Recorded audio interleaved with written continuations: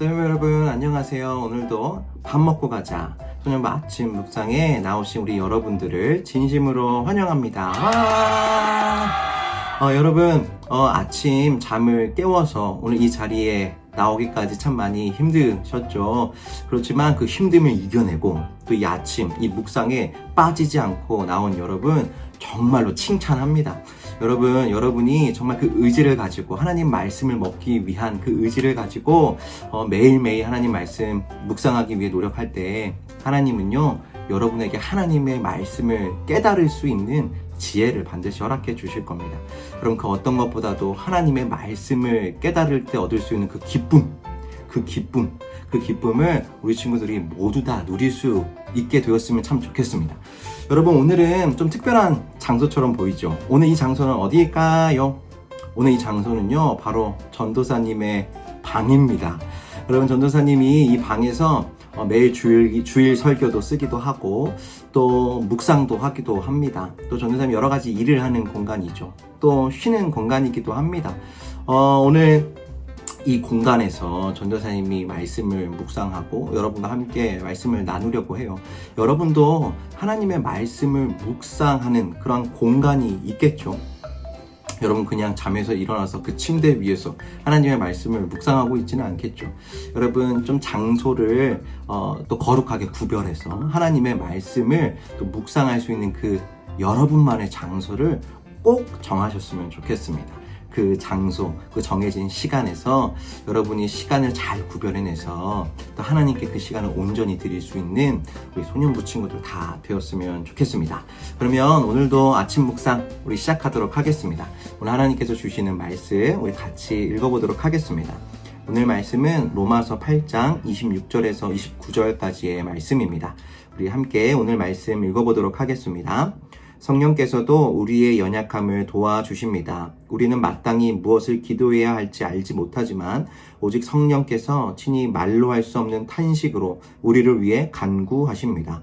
마음을 살피시는 분께서 성령의 생각이 무엇인지 아십니다. 이는 성령께서 하나님의 뜻을 따라 성도를 위해 간구하시기 때문입니다.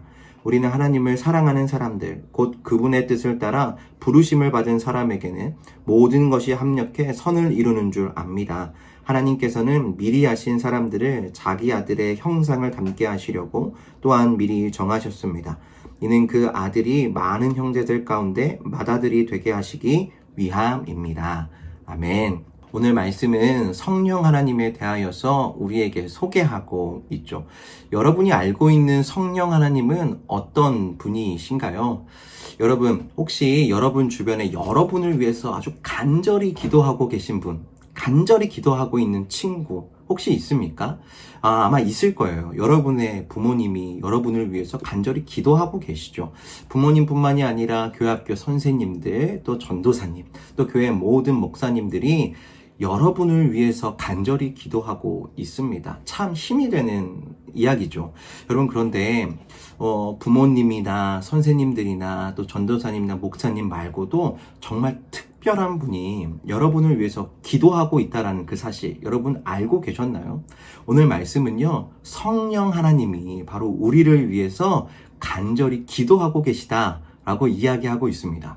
여러분 다른 누가 아니라 바로 하나님이신 그 성령님이 우리를 위해서 친히 기도하고 계신다라는 거죠. 여러분 얼마나 놀라운 사실인가요? 여러분 우리가 힘이 들 때 이 말씀을 기억했으면 좋겠어요. 아무도 내 편이 아닌 것처럼 느껴질 때, 또 누구도 내 어려움을 도와주는 것 같지 않은 것처럼 느껴질 때 오늘 말씀을 꼭 기억했으면 좋겠습니다. 아무도 여러분을 도와주지 않는 것 같지만 아무도 내 아픔을 알아주지 않는 것 같지만 성령 하나님은 우리의 연약한 부분, 우리의 아픈 부분, 우리의 슬픈 부분을 다 아시고 그것을 위해 친히 기도해주고 계신 분입니다. 여러분이 그 성령 하나님을 기대하고 의지하면서 그 어려움을 이겨낼 수 있었으면 좋겠습니다. 오늘 말씀은 전도사님에게 너무나도 큰 위로가 되는 말씀입니다. 전도사님도 살다가 보면 참 어려운 일이 참 많이 있습니다. 전도사님이라고 힘든 일 없는 것 아니죠.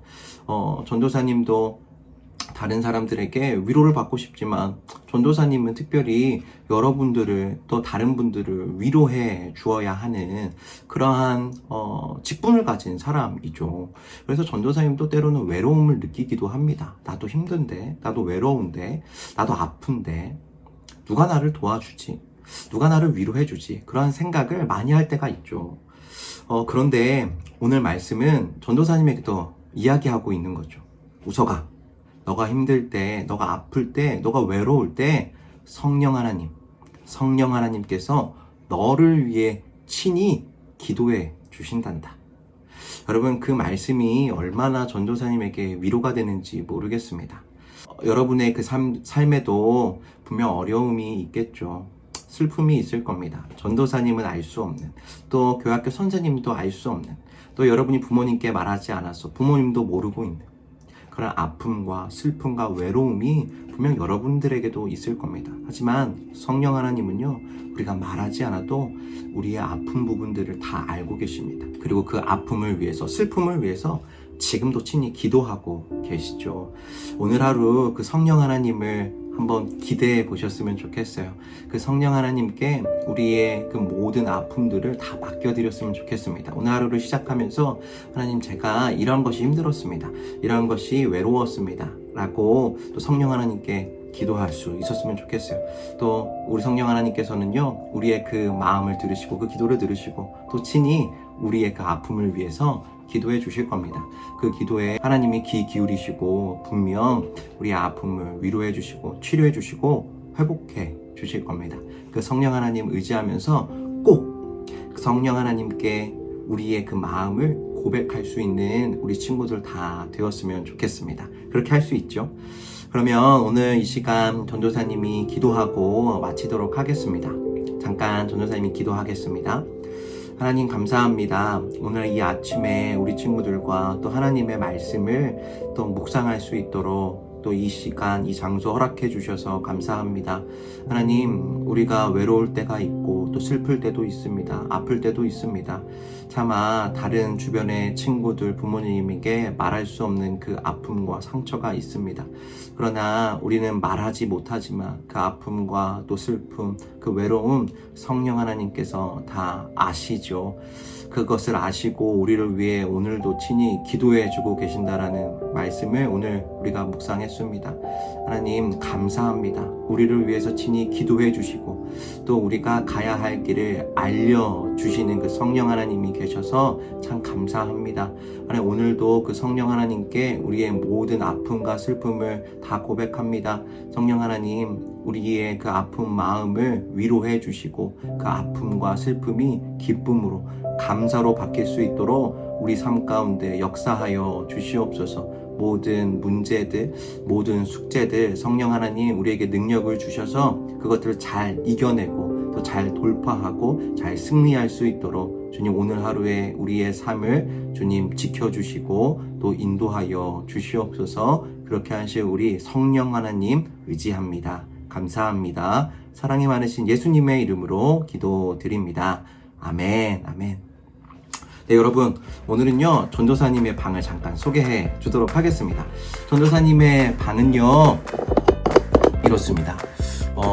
따라라라라 따라라라라 전도사님의 이 책들이 있죠. 전도사님이 우리 친구들을 위해서 또 설교를 준비할 때 참고하고 있는 책들이 있죠. 이 책들이 우리 친구들에게 어려울 수도 있지만 그래도 우리 친구들에게 소개시켜 줄 수 있는 책이 없을까 한번 찾아보도록 하겠습니다. 어떤 책을 우리 친구들에게 한번 소개시켜 줄까 한번 골라보도록 할게요. 오늘은요 우리 친구들에게 소개해 줄 수 있는 책,